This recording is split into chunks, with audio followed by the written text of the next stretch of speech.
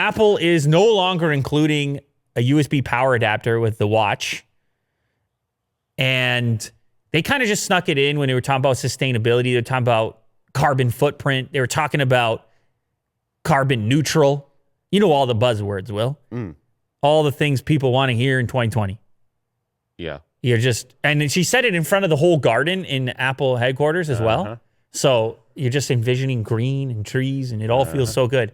You're like, wait, so I buy an Apple product, and all of a sudden green trees start sprouting up everywhere, and Apple's like, yes. It's subliminal. That's exactly what happened. Right now you're in a concrete jungle. You buy the Apple Watch, and this sprouts right next to you. Yeah. Instant garden.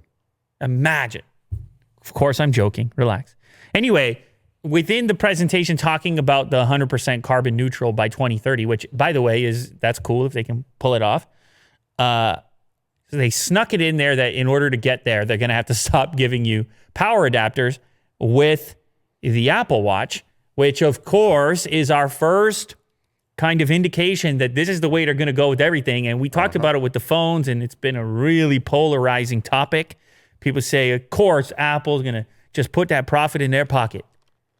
And I mean, Apple's never going to say that. And there's no way that everyone's going to agree on this. And I still don't know how I feel about it because there's so many Apple users that are still on that old 5-watt power adapter that we're looking to upgrade. And they're never going to, they're going to be charging real slow.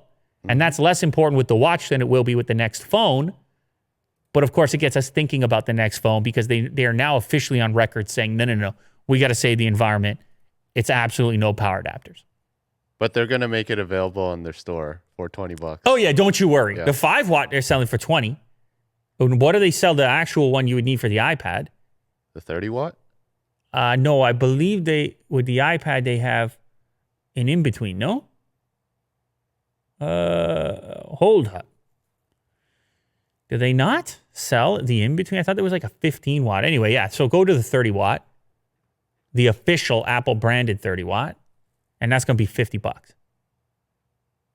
USB-C. Wow. Okay. That's a few dollars, ladies and gentlemen. So hopefully you got one of these things lying around. Like I said, with the watch, I think it's less important. It's going to be a much bigger topic of conversation when the iPhone thing hits. But here we have our first indication that it could go this way completely. And of course, the threat for those that are nervous about this reality is that other manufacturers follow suit. There was a rumor that Samsung would do the same thing too.